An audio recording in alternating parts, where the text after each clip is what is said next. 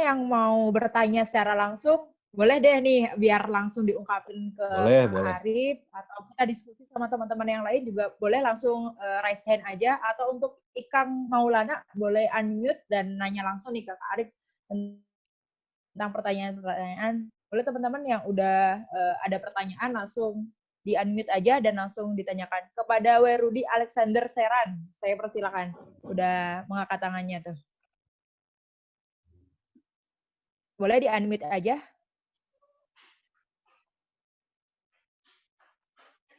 Untuk Werudi atau teman-teman yang sudah bisa unmute dan sudah menyiapkan pertanyaan atau bahan diskusi lanjutan gitu ya di forum ini, silakan. Halo Bang, boleh nanya Bang? Boleh. Boleh kenalan dulu nih, dari mana nih? Iya. Azmi Bang, dari Tangerang. Wis, siap. Iya, deket nih di Jakarta nih. Iya. Saya mah Bekasi.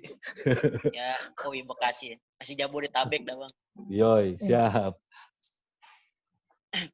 Ini Bang, mungkin ada beberapa pertanyaan yang ingin saya tanyakan. Berawal dari mungkin pertama kita terlalu gagap Bang ya dan gugup ketika berhadapan dengan COVID-19. Kalau di Jakarta atau di Tangerang itu ketika tanggal 16 Maret sekolah sudah mulai dirumahkan atau belajar dari rumah, itu seolah-olah antara guru, murid, bahkan wali murid pun mereka seperti seperti kebingungan mau seperti apa proses pelaksanaan pembelajarannya. Jadi menurut saya perlu ada langkah radikal yang harus diambil oleh baik itu stakeholder maupun orang-orang yang ada dalam dunia pendidikan itu sendiri. Mungkin ada saran dari Abang, apa langkah radikal yang harus kita ambil? Karena kalau kita adem ayem seperti ini saja, ya hasilnya kita tidak bisa jadi manusia terdidik dan tercerahkan. Bahkan kita mungkin kita akan masuk bareng-bareng dalam lembah nestapa kebodohan dan kedunguan. Karena yang ditawarkan oleh pemerintah maupun yang lainnya, itu tidak membuat kita terbuka cara pandangnya. Nah, itu yang pertama. Dan yang kedua, karena sekarang terutama mahasiswa dan akademisi yang lainnya banyak di rumah, tentu mereka banyak yang berkontemplasi, Bang, merenung, dan akhirnya jiwa kritisnya ini keluar. Karena yang tadi Abang sampaikan, kenapa mungkin pabrik tetap dibuka itu karena produksi. Nah, mahasiswa kampus atau lembaga pendidikan tentu mereka memproduksi nalar kritis mereka. Tapi sedangkan hari ini kita dihadapkan pada situasi dikala kita sudah dipendam, diisolasi di rumah, tapi gaya nalar kritis kita pun seolah dibungkam. Kita bisa melihat bagaimana situasi di UGM kemarin ketika ada diskusi, terjadi teror, terjadi juga di Telkom bagaimana mahasiswa itu dipaksa keluar dari mes, ada di UBM, ada di Unpas, bahkan di beberapa universitas lain itu terjadi dinamika tersendiri gitu. Mungkin ada pandangan atau prediksi dari Abang sendiri, apakah kegagapan atau kegugupan pemerintah dalam menangani hal seperti ini disalurkan dalam bentuk menakut-nakuti atau disalurkan dalam bentuk mereka menghantam mereka-mereka yang lebih atau membuat suasana lebih keruh gitu, Bang. Seperti itu saja, Bang, 2 pertanyaan dari saya. Mohon maaf nih, Bang, masih berproses bersama. Ya, terima kasih, Bang. Siap. Oke, langsung aja ya Bang, pertanyaan yang luar biasa gitu ya dari Kang Azmi. Boleh langsung di-share nih Bang, gimana nih tanggapan dari Bang Arif? Iya, padahal DPR bersidang santai aja kan. Iya. DPR bersidang santai aja pada saat semua sedang social distancing, mereka bersidang. Pada saat pandemi mereka bersidang. Kemarin undang-undang penerima disahkan. Terus orang-orang bingung, enggak mau demo susah nih gitu ya. Kalau demonya cuma gitu-gitu aja gimana? Kagak bakalan jebol. Orang September aja kemarin ya undang-undang KPK tetap aja jebol kan begitu ya. Walaupun yang RKUHP dan lain-lain kemudian di take over ke zaman sekarang. Itu satu, itu mah ungkapan bercanda aja. Tetapi persis seperti yang dibilang tadi gitu. Apakah ini menakut-nakuti atau tidak? Kalau buat saya, ini dari belakang dulu pertanyaannya ya, nih ya. Ya Bang, siapa? Kalau buat saya, salah satu kebebasan yang sangat dinikmati oleh kita seharusnya adalah kebebasan member akademis. Itu yang saat ini nampaknya agak sedikit terabaikan di zaman-zaman sekarang. Dulu waktu zaman saya kuliah, kebebasan member akademis luar biasa. Member bebas di kampus-kampus itu ya sah-sah aja. Di kampus itu adalah tempat yang paling nyaman untuk mengeluarkan pokok-pokok pikiran, gagasan, gitu. Seliar apapun gagasan dan pokok pikiran, selama itu masih di kampus aman. Tapi kalau udah keluar kampus nggak tahu. Kira-kira begitu dulu. Betul. Nah, sekarang yang kemudian tidak pernah kita bicarakan lagi itu sebenarnya mimbar akademik. Yang itu harus kita rebut sebenarnya. Makanya dalam beberapa kampanye YLD ke depan sebenarnya adalah mendorong kebebasan mimbar akademik, termasuk untuk kasus UGM kemarin dan lain sebagainya. Gitu ya. Karena diskusinya pun akademik, yang dibahas tuh juga konstitusi gitu. Tidak sedang merencanakan atau menggagas atau apa dan lain sebagainya. Itu satu. Jadi memang saya melihat ada problem juga di dalam kebebasan untuk menyampaikan pendapat, kebebasan berekspresi. Kalau kita bisa menyebutnya kebebasan sipil gitu. Dan di masa pandemi ini sebenarnya pemberangusan terhadap kebebasan sipil gila luar biasa. Kawan-kawan bayangin ya, ketika kita tidak bisa offline, maka pilihannya tuh online. Misalkan Azmi nggak bisa tuh marah-marah ke siapalah, ke dekan atau ke rektor. Marah-marahnya itu di online, di Instagram, di Aduh, anjing itu kenapa sih suaranya? apa gitu ya. Nah, sementara kemudian secara online juga jebakan-jebakan dari undang-undang itu juga sangat banyak, ITE dan lain sebagainya. Itu nah itu tuh ada yang nulis tuh dari Albert. Di online kena undang-undang ITE itu beberapa jebakan. Sehingga kemudian komunikasi publik itu hampir semuanya ada di wilayah online gitu. Rapat aja online gitu kan, diskusi aja online, webinar sekarang di mana-mana gitu.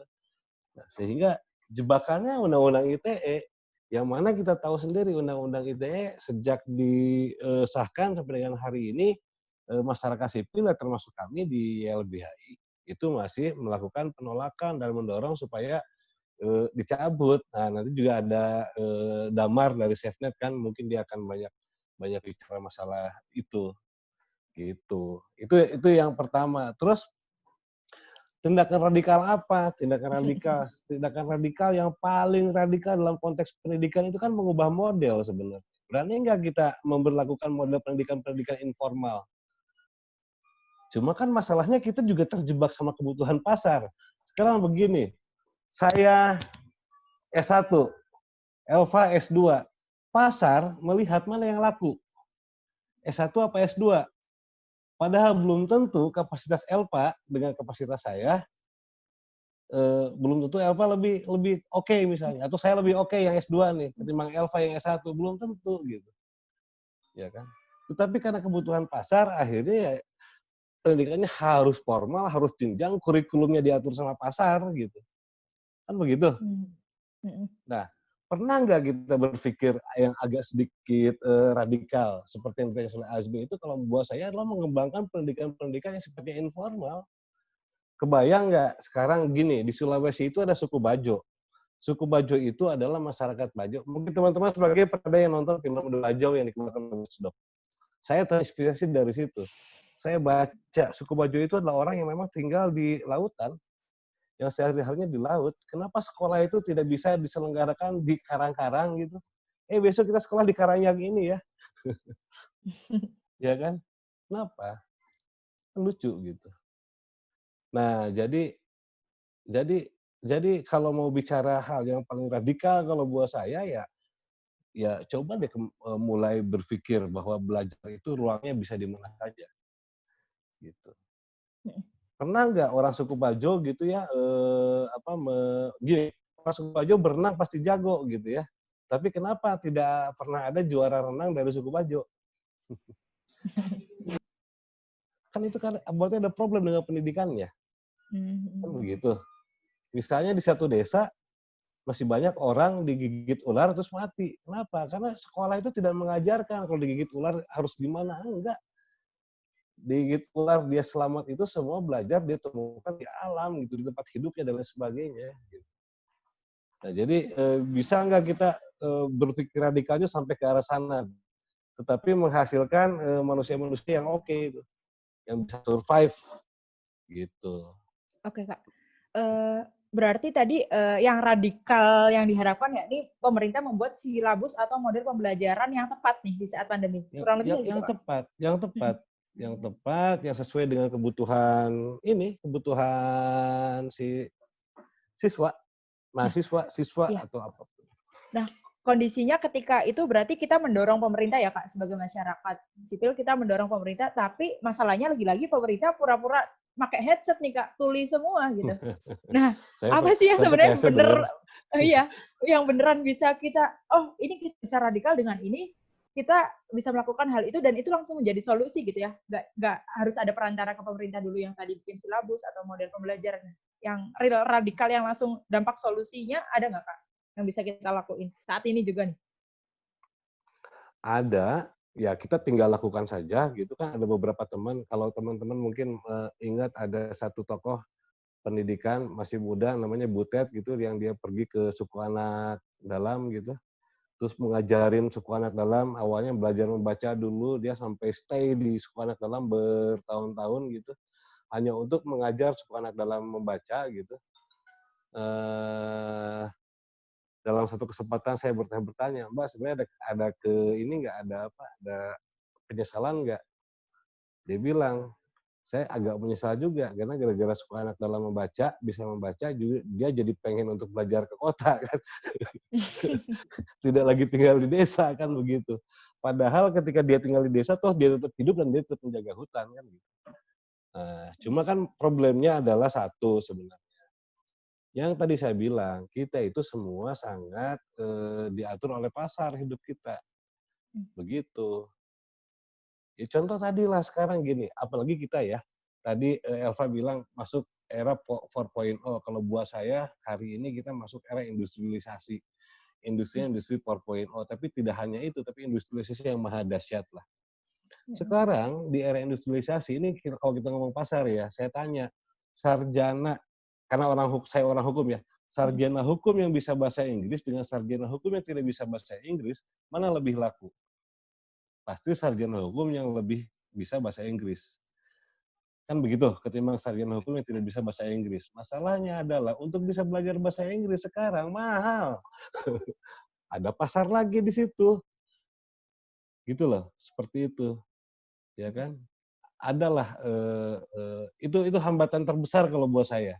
Kita terlalu tunduk dengan pasar. Dan itu juga harus ke negara, tapi tidak hanya dalam konteks pendidikan saja, banyak dalam banyak hal, termasuk dalam kesehatan juga sekarang. Rumah sakit mahal, apa dan lain sebagainya. Gitu. Jadi kita masih seolah-olah menjadi budak atau korban pemerintah lagi nih, ya Kak ya?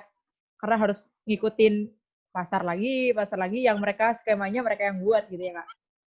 Ada tulisan di Tempo ya, hampir 50% wakil rakyat itu basicnya pengusaha. Gitu. Selebihnya ada artis, mungkin selebihnya ada akademisi dan lain sebagainya. Yang pengen saya bilang sederhana begini, kalau pengusaha yang menjadi anggota legislatif, apakah dia, bagaimana cara berpikirnya Pak? Pasti cara berpikir bisnis. Nuduh sih, tapi saya meyakini itu. Gitu. Artinya apa? Artinya ya, kalaupun dia punya sekolah, pasti dia berpikir bagaimana caranya supaya dari sekolah ini dia dapat keuntungan. Tidak berpikir bagaimana dari sekolah ini anak-anak Indonesia cerdas. Nah, oleh karena itu berat memang beban kita ini berat memang ke depan. Gitu. Jadi kalau misalkan wakil rakyatnya sudah seperti itu, terus siapa yang bisa kita andalkan? Ya diri kita sendiri. masyarakat lah. Makanya saya senang. Ini entah gimana ceritanya saya pengen luar biasa ini dari berbagai kota tiba-tiba ada di dalam satu sirkuit pertemuan gitu diskusi dan itu buat saya luar biasa gitu untuk mengorganisir ini. Nah, mungkin dari teman-teman yang lain bisa menanggapi gitu ya. Tadi luar biasa dari Azmi sama Bang Arif gitu ya. Langsung unmute aja kita diskusi. Alvin atau Werudi yang sudah raise hand, boleh langsung lah kita diskusi biar dapet nih apa sih yang harus kita lakuin pasca ini. Udah ngelihat UKT atau SPP tetap dibayarkan tapi fasilitas kita nggak dapet. Terus sekolah digital tapi ya pemerintah nggak siap.